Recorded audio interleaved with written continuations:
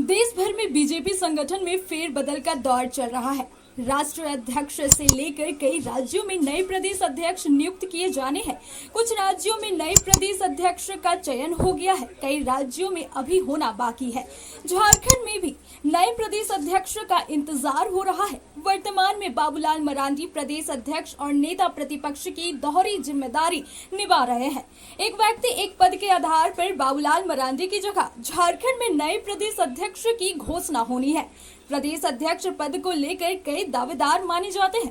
पूर्व मुख्यमंत्री रघुवर दास, सांसद मनीष जायसवाल, सांसद विद्युत वरुण महतो इस रेस में शामिल है। झारखंड बीजेपी में फिलहाल संगठन की मजबूती और संगठनात्मक चुनाव की भी प्रक्रिया चल रही है। बाबूलाल मरांडी 4 जुलाई 2023 को झारखंड बीजेपी के प्रदेश अध्यक्ष बने थे। उनके अध्यक्ष बने 1 साल हो चुका है, लेकिन उनके नेतृत्व में एक बार भी प्रदेश बीजेपी के कार्य समिति की बैठक नहीं हो पाई है। प्रदेश अध्यक्ष रहते विधानसभा चुनाव में हार के बाद एक और ऐसा रिकॉर्ड है जो बाबूलाल मरांडी को पीड़ा पहुंचा रहा होगा।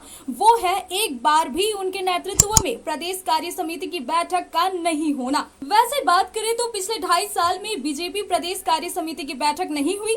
यहाँ तक कि विधानसभा चुनाव से पहले भी कार्य समिति की बैठक नहीं हो सकी। पार्टी के संवैधानिक परंपराओं के अनुसार प्रत्येक 3 माह में प्रदेश कार्य समिति की बैठक होनी चाहिए। अंतिम बार कार्य समिति की बैठक 23 से 24 जनवरी 2023 को देवघर में हुआ था, जिसमें तत्कालीन अध्यक्ष व वर्तमान में राज्यसभा सांसद दीपक प्रकाश ने इसकी अध्यक्षता की थी। इस बैठक में केंद्रीय मंत्री अन्नपूर्णा देवी, लक्ष्मीकांत वाजपेयी, बाबूलाल मरांडी, नागेंद्र नाथ त्रिपाठी, कर्मवीर सिंह सहित प्रदेश कार्य समिति सदस्य, विशेष आमंत्रित सदस्य, विधायक, सांसद और जिलाध्यक्ष शामिल हुए थे। पार्टी के अंदर खाने में चर्चा है कि प्रदेश अध्यक्ष बाबूलाल मरांडी की ओर से सिर्फ प्रदेश पदाधिकारियों और पार्टी के 7 मोर्चा के अध्यक्षों की घोषणा की गई है। अब तक आधिकारिक रूप से कार्य समिति सदस्यों की घोषणा नहीं हो पाई है। ऐसे में कार्य समिति की बैठक का होना संभव नहीं है। इससे पहले भी तत्कालीन प्रदेश अध्यक्ष दीपक प्रकाश के कार्यकाल में भी कार्य समिति सदस्यों की आधिकारिक घोषणा नहीं हुई थी। हालांकि कार्य समिति सदस्यों की एक सूची तैयार जरूर की गई थी। कार्य समिति बैठक की इसी सूची में शामिल सदस्यों को मेल और फोन पर बैठक में आमंत्रित किया गया था। इसको लेकर भी सवाल उठे थे और विवाद खड़ा हुआ था। वहीं अभी भी पार्टी के कई नेता अपने आप को कार्य समिति का सदस्य बताते हैं। बाबूलाल मरांडी के लिए नई कार्य समिति का गठन करना और उनकी बैठक बनाना पिछले 2 सालों में चुनौती बनी रही। विधानसभा चुनाव में हार के बाद ये मुश्किलें और भी बढ़ गई है। आधिकारिक कार्य समिति के बिना इसकी बैठक भी नहीं हो पाई है। पार्टी के अंदर वरिष्ठ नेताओं और पूर्व मुख्यमंत्रियों की फौज है। ऐसे में कार्य समिति में उन्हें एडजस्ट करना या तालमेल बनाना भी चुनौती बनी हुई है। पूर्व मुख्यमंत्री रघुवर दास ओडिशा के राज्यपाल का पद छोड़कर एक बार फिर से झारखंड की राजनीति में सक्रिय हो गए हैं।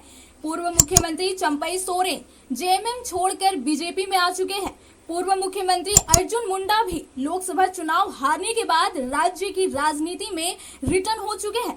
पूर्व मुख्यमंत्री मधु कोड़ा, जिनकी तस्वीर बीजेपी ने आधिकारिक रूप से कुछ दिनों पहले अपने पोस्टर लगाया था।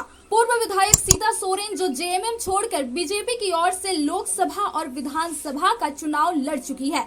पूर्व सांसद गीता कोड़ा, पूर्व विधायक लोबिन हेम्ब्रेम, इन सभी के बीच संतुलन बनाते हुए कार्य समिति में इन्हें जगह देना प्रदेश अध्यक्ष के लिए बड़ा टास्क है। ऐसे में बाबूलाल मरांडी या फिर अगर कोई नया प्रदेश अध्यक्ष जो बीजेपी को मिलेगा, उसके लिए ये एक बड़ी चुनौती है। बीजेपी के अंदर की गुटबाजी का नुकसान विधानसभा चुनाव में पार्टी उठा चुकी है। ऐसे में इतने बड़े बड़े नेताओं को महत्वपूर्ण जिम्मेदारियां देना, कार्य समिति में जगह देना और संतुलन बनाना एक बड़ी चुनौती है। हालांकि बीजेपी की ओर से कहा जा रहा है कि विधानसभा चुनाव के बाद पिछले 7 महीने से सदस्यता अभियान चलाया जा रहा है। संगठनात्मक चुनाव की प्रक्रिया चल रही है।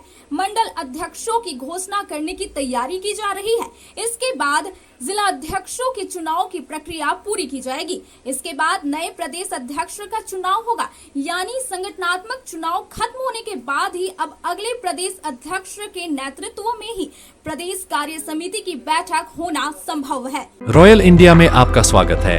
भारत के सबसे विश्वसनीय सोलर मोटर पंप और एमपीपीटी कंट्रोलर निर्माता। रॉयल इंडिया का high performance movable trolley solar water pumping system प्रस्तुत है। बेहतर दक्षता के लिए डिजाइन किया गया और आसानी से ले जाने योग्य। सरकारी परियोजनाओं के लिए अनुमोदित देश भर के कॉन्ट्रैक्टर्स और एजेंसियों की पहली पसंद। एमएनआरई द्वारा अनुमोदित, उल प्रमाणित, उद्योग मानकों के अनुरूप स्वदेशी उत्पाद। सार्थक ऊर्जा समाधान के लिए हमारे साथ साझेदारी करें। आज ही संपर्क करें